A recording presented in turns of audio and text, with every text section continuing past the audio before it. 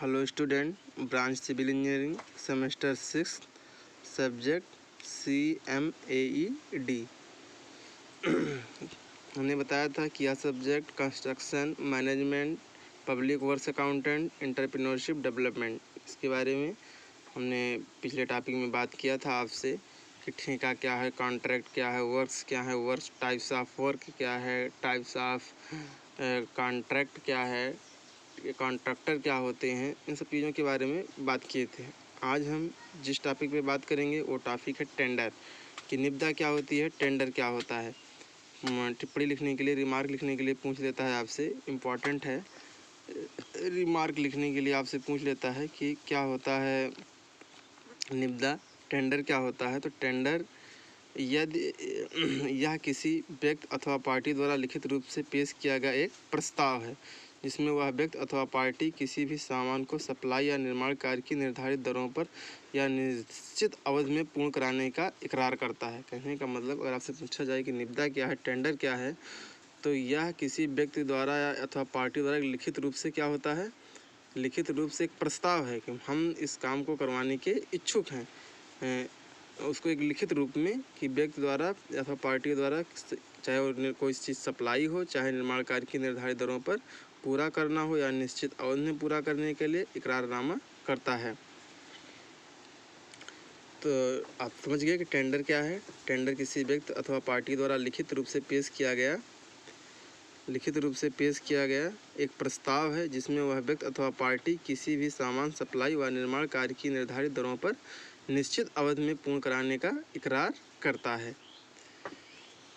ठीक, इस तरीके से आप जब भी टेंडर, आपसे पूछा जाए टेंडर क्या है, तो आप टेंडर को बताएंगे किसी व्यक्ति अथवा पार्टी द्वारा लिखित रूप से एक क्या है, इकरारनामा है, एक लिखित रूप से एक प्रस्ताव है जिसमें अमुक व्यक्ति क्या करता है, सब किसी भी सप्लाई या निर्माण कार्य की निर्धारित दरों पर निर्धारित अवधि में पूर्ण कराने का क्या करता है, इकरार करता है। आगे हम बात करेंगे धरोहर धनराशि, या जिसे हम बयाना कहते हैं, अर्नेस्ट मनी इंग्लिश में कहते हैं ईएम। ईएम क्या है, अर्नेस्ट मनी क्या है, धरोहर धनराशि क्या है, इसके बारे में हम बात करेंगे। तो धरोहर धनराशि, अर्नेस्ट मनी, निविदा टेंडर के साथ बयाना के रूप में कुछ धन जमा करना होता है ताकि निविदा दाता अपने इकरार के प्रति सत्ता निभाए। इस धन को ही धरोहर धनराशि कहते हैं। कहने का मतलब, अगर आपसे पूछा जाए कि अर्नेस्ट मनी क्या है, धरोहर धनराशि क्या है, तो आप क्या बताएंगे कि अर्नेस्ट मनी, हमने बताया था निविदा या टेंडर के साथ जैसे आप एक फॉर्म भरते हैं तो उसके साथ कुछ न कुछ चंदा आपको लगाना होता है ना, कुछ आपको उसका जमा करना पड़ता है। तो उसी तरीके से धरोहर धनराशि, जब आप कोई निविदा फॉर्म भरते हैं, उसे जमा करते हैं, उसके साथ कुछ आप 1.5 से 2% आप धनराशि जमा करते हैं, तो वो धनराशि क्या कहलाती है, धरोहर धनराशि या अर्नेस्ट मनी कहलाती है। ये क्यों जमा करना पड़ता है, इससे व्यक्ति के कार्य करने की इच्छा का पता चलता है कि वह व्यक्ति कार्य करने के लिए कितना इच्छुक है।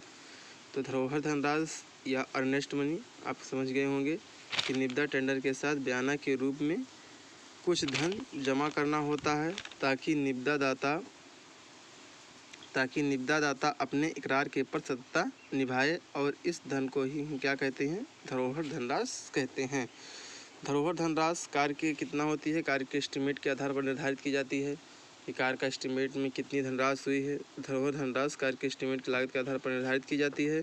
यह कार्य की लागत का कितना % रखी जाती है, तो 2% रखी जाती है। कार्य की लागत का 2% निर्धारित की जाती है। धरोहर धनराशि कार्य के एस्टीमेट की लागत के आधार पर निर्धारित की जाती है और यह कार्य की लागत का 2% रखी जाती है। तो आप समझ गए अर्नेस्ट मनी क्या है, धरोहर धनराशि क्या है। तो धरोहर धनराशि निविदा टेंडर के साथ बयाना के रूप में अथवा कुछ धन प्राप्त करना होता है ताकि यह निविदा दाता धन अपने इकरार के प्रति सत्ता से निभाए। इसी धन को हम क्या कहते हैं, धरोहर धनराशि कहते हैं। धरोहर धनराशि कार्य के एस्टीमेट की लागत के आधार पर निर्धारित की जाती है। यह कार्य की लागत का 2% रखी जाती है। प्रतिभूत धनराशि या जमानती राशि, जिसे हम कहते हैं सिक्योरिटी डिपॉजिट। तो सिक्योरिटी डिपॉजिट क्या है, तो जैसे जब किसी ठेकेदार को ठेका या उसकी निविदा स्वीकार कर ली जाती है, टेंडर फॉर्म एक्सेप्ट कर लिया जाता है, ठेका उसको दे दिया जाता है, तो उससे कार्य शुरू करने से पहले कुछ उसको सिक्योरिटी मनी के रूप में कुछ धन जमा करना होता है, जिसे हम क्या कहते हैं, सिक्योरिटी मनी कहते हैं। जिस ठेकेदार की निविदा स्वीकार कर ली जाती है उसे प्रतिभूत धनराशि जमा करनी होती है। यह इस बात की गारंटी है कि ठेकेदार कार्य को निर्धारित समय के भीतर विभागीय विशिष्टियों के अनुसार सभी शर्तों को सत्ता से अनुपालन करते हुए संतोषजनक ढंग से पूर्ण करेगा, और उसके द्वारा विभाग में कोई क्षति की पूर्ति होगी तो उसमें से काट लिया जाएगा। कहने का मतलब सिक्योरिटी मनी इसलिए जमा कराई जाती है कि जिससे कोई भी ठेकेदार जो कार्य की विशिष्टियाँ हैं उसके अनुसार कार्य करवाए। अगर कार्य में किसी भी प्रकार की दखलंदाजी या किसी भी प्रकार की हेरा फेरी होती है, किसी प्रकार की अनियमितता पाई जाती है तो उसमें संतोषजनक ढंग से पूर्ण करने तो उसके विभाग द्वारा हुए खाते की पूर्ति कर देगा। प्रतिभूत धनराशि निर्माण की लागत का 10% निर्धारित की जाती है।